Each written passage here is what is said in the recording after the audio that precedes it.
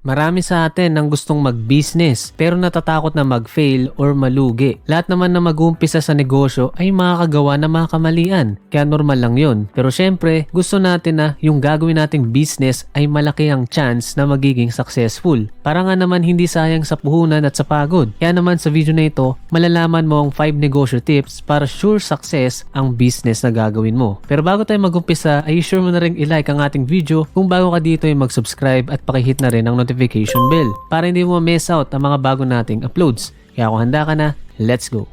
Number 1, mauna ka sa market mo.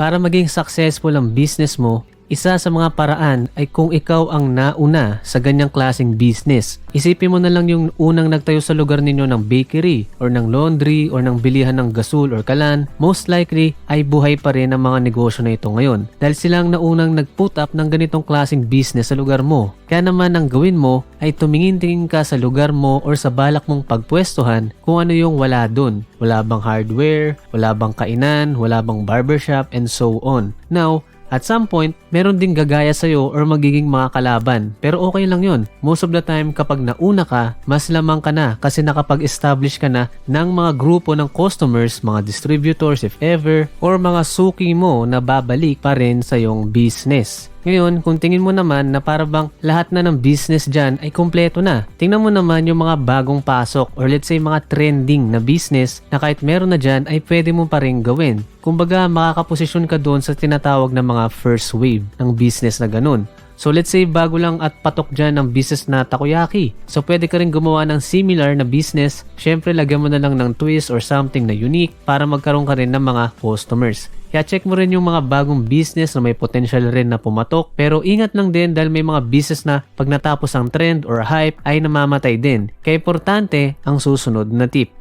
Number 2, dapat may kayang isolve ang business mo. Ang importante sa isang business para maging successful at tumagal ay kung kaya ba nitong makaresolve ba ng isa or maraming problema ng mga tao in a consistent basis. Doon tatagal ang business mo kasi kung kailangan ka ng isang tao or ng iba pang mga negosyante ay patuloy na babalik at bibili sila sa business mo. Meron bang nasosolve na pangangailangan ng negosyo mo?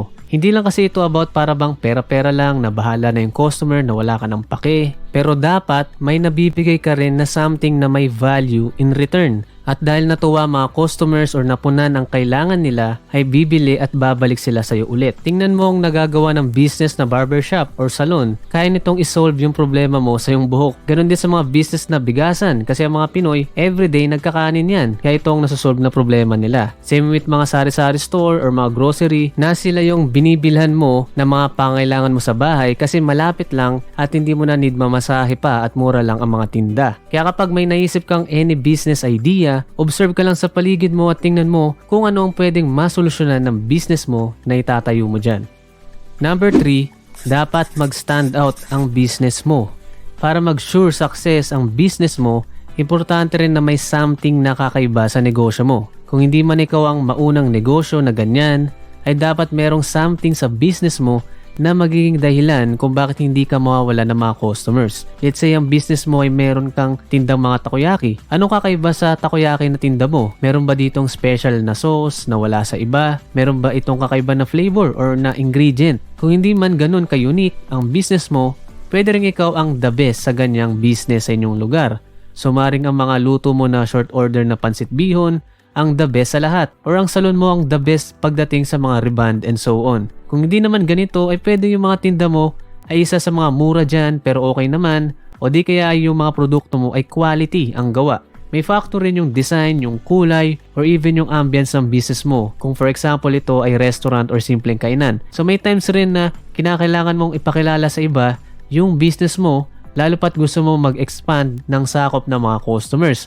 Pwede kang gumamit ng mga promos, mga giveaway, mga sale, para mas dumami pa mga customers mo. Kung gusto mo ng mas advanced, ay pwede ka rin gumamit ng social media na platform para doon mag-promote or pwede rin through ads. Pero may bayad na ito at dapat paglaanan mo rin ng budget. Pero syempre, importante rin na mag-stand out sa business mo yung the way na makitungo ka sa mga customers mo. Na dapat maayos yung pakikisama mo sa iba, pati sa mga employees mo, yung serbisyo nyo ay okay, yung produkto nyo ay okay, yung ginagawa nyo ay tama at hindi ka nanloloko ng iba or illegal yan. Kasi isa yan sa mga way para mas makilala pa ang business mo kahit via word of mouth lang na hindi ka na kailangang gumastos pa. Nang business mo ay maganda, ng mga tindera mo ay mabait, na yung may-ari mabait din, at hindi laging galit or nakasimangot. Dahil sino ba namang tao ang gustong bumili sa mga negosyong hindi maayos ang serbisyo o produkto, o di kaya naman ay hindi maganda ang mga ugali ng mga nagsiserve or yung may-ari nito mismo. Kaya importante na mag-stand out din para sa iba yung ganitong klaseng pakikitungo mo. Number 4, marunong ka dapat sa pera. Isa ito sa magiging kalaban ng ibang mga magbi-business dahil yung iba hindi marunong or mali sa paghawak ng pera or sa pagpapaikot ng pera para sa negosyo. Kaya dapat tuloy-tuloy lang yung cash flow sa negosyo mo at dapat ay nagre-reinvest ka rin pabalik sa negosyo mo para mas lumaki pa ito in the future. Dapat iwasan mo na lagi ring magpautang or dapat nga hindi ka talaga magpautang unless ganito ang nature ng business mo. Kasi in reality ay hindi na sila magbabayad sa'yo lalo na pag sa mga tindahan related na business.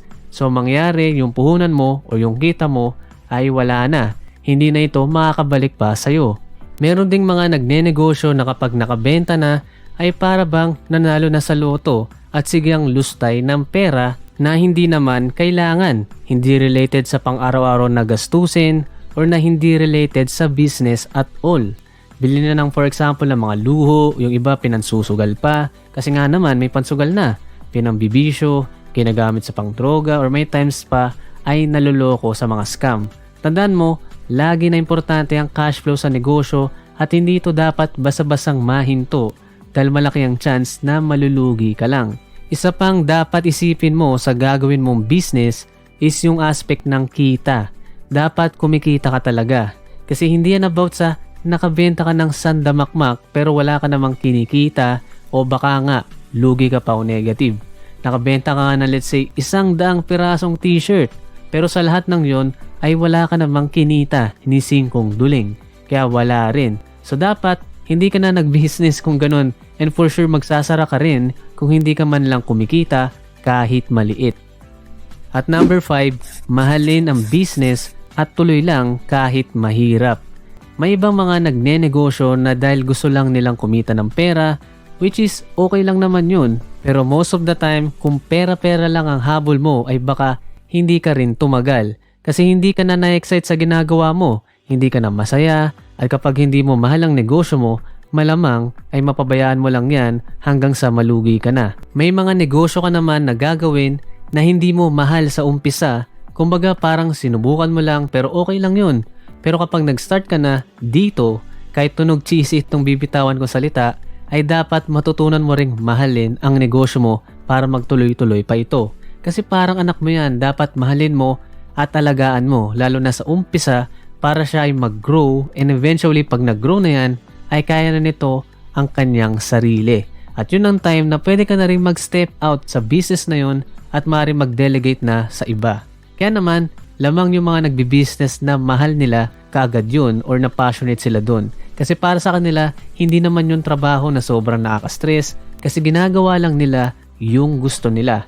Yun ang the best na combo. Kung magagawa mong maging business yung hilig mong gawin or kung saan ka interesado. Pero yun nga, kung hindi mo ito ganun kagusto nung una, ay dapat magustuhan mo na rin sa pagtagal. Yung mga pagsubok rin, mga kamalian, mga ilang pagkalugi, ang magpapahinto sa business mo. Kaya kahit na ganun pa man, ay subukan mo pa rin magpatuloy. For sure, may solusyon naman yung mga problema na darating at pwede ka namang bumangon kahit magkaroon ka pa ng ilang mga setbacks or kabiguan sa business. Kung hindi ka rin ganun ka-committed or somehow all-in sa business mo ng ilang mga buwan or taon, ay huwag ka nang mag-business dahil sigurado talagang magkakamali ka. May mga pagdadaanan ka, mga problema at pagsubok.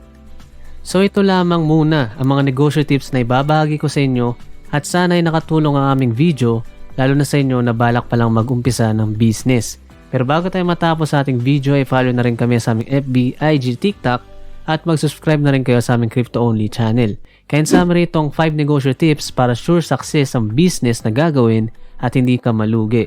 Number 1, mauna ka sa market mo. Number 2, dapat may kayang isolve ang business mo. Number 3, dapat mag-stand out ang business mo. Number 4, marunong ka dapat sa pera. At number 5, mahalin ang business at tuloy lang kahit mahirap. Kita-kits tayo sa susunod na video.